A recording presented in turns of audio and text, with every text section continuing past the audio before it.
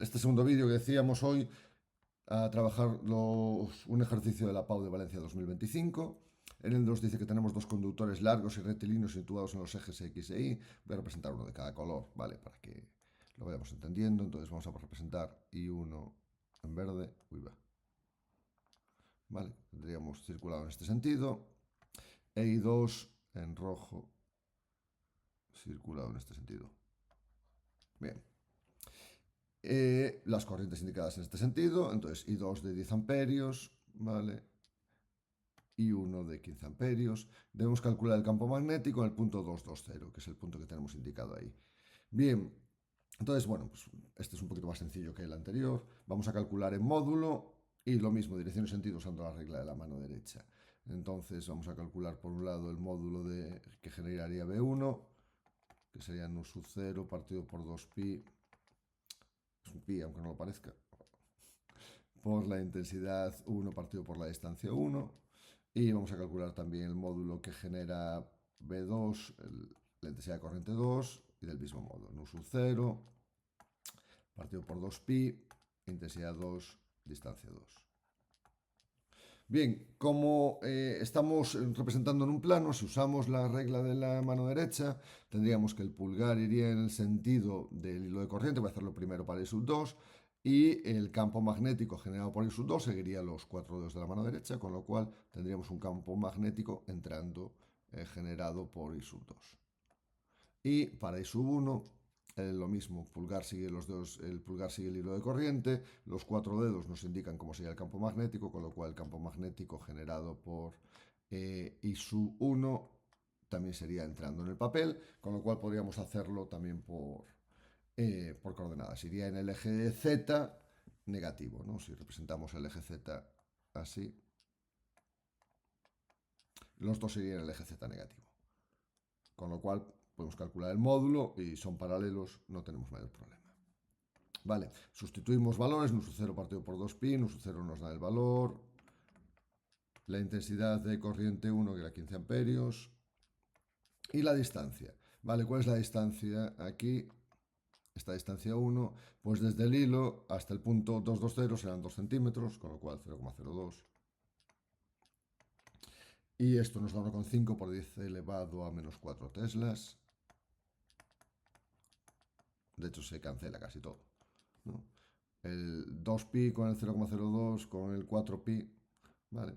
Y en este caso, pues nu sub 0 partido por 2pi por la intensidad 2, que es de 10 amperios, la del hilo que va en vertical, partido por la distancia, que es la misma, 2 centímetros, 0,02 metros.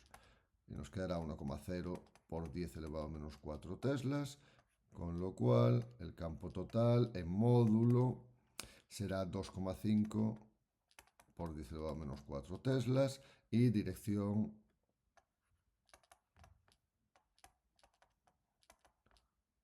Z, sentido negativo. Vale, por regla de mano derecha, habría que explicar, ¿verdad? Vale, con lo cual, si queremos representarlo vectorialmente, el campo total sería menos 2,5 por 10 elevado a menos 4 K, perdón, K teslas.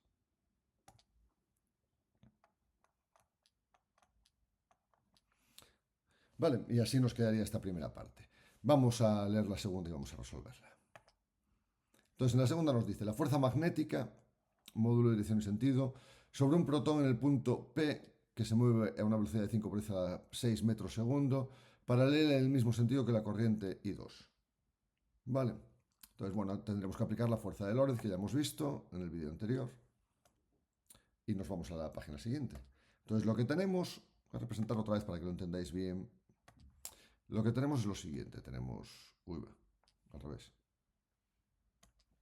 Que si no me queda para abajo.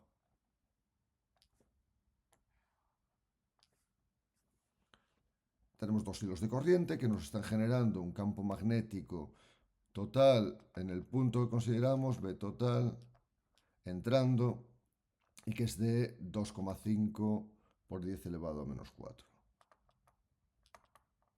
A ver si me cabe la T de Tesla. Sí. Vale, y por ahí está circulando un protón. Fijaos que nos decía, se mueve con velocidad 5 por 10 a la 6, paralela en el mismo sentido que la corriente I2, con lo cual va hacia arriba. Y entonces ahí tenemos un protón que se mueve con una velocidad de 5 por 10 elevado a 6 metros segundo. Vale, entonces, ¿qué es lo que vamos a calcular? Bueno, pues vamos a calcular la fuerza de Lorentz o fuerza magnética, que será Q por V producto vectorial B. Vale, tenemos dos modos de hacerlo. Por un lado podemos trabajar el módulo de la fuerza, que sería Q por V por B por el seno del ángulo que forman, teniendo en cuenta que el seno de este ángulo va a ser 1 porque forma 90 grados, ¿vale? Claro, uno va dirigido en la dirección negra. El campo va dirigido en la dirección z negativo, ¿no? Porque aquí tendríamos el eje z. Y la velocidad va dirigida en el eje y positivo, ¿vale? Con lo cual podríamos calcularlo así. Y por otro lado tendríamos que pues, aplicar la regla de los 3 dedos de la mano derecha o regla de Fleming si usamos con la izquierda, ¿vale? Regla de 3 dedos que ya hemos visto en un vídeo anterior. Y ya os he dejado enlaces también, ¿vale? Decíamos F, Festival Internacional de Benidorm, ¿no? F para la fuerza del pulgar, I para el índice, que sería la intensidad, en este caso Q por V, y B para el campo magnético. Esa sería una manera. Pero yo creo que estos ejercicios es mejor hacerlos mediante el determinante. Entonces, ya que sabemos que la fuerza de Lorentz es Q por V por B, producto vectorial B, podemos plantearlo como de la siguiente manera, ¿no? Determinante de una matriz, vectores y JK. El primer término sería Q por V, que va en la dirección del eje Y positivo, con lo cual tendría 0 Q por V de módulos, 0 en la componente Z, y el campo magnético va solo en componente Z negativo, que sería 0, 0, y el valor que tenga, que en este caso era menos 2,5 por 10 elevado a menos 4. Vale, yo creo que es el modo más sencillo de resolver este tipo de ejercicios. Calculamos el determinante de la matriz, recordad, bueno, ¿no? La única componente que nos va a quedar positivo sería esa, porque las demás 0, 0, J por 0, y las que calculamos en el sentido contrario también tienen ceros. Por lo tanto, nos quedaría que la fuerza del orden sería Q por V por el menos, lo pasamos para adelante, queda más elegante, 2,5 por 10 a la menos 4 y componente I. Bien, calculando valores nos quedaría menos 1,2 por 10 elevado a menos 16 y newton. Y ahí tendríamos el resultado. Y bueno, espero que estos dos apartados los hayáis entendido y nos vemos en siguientes vídeos. Hasta luego.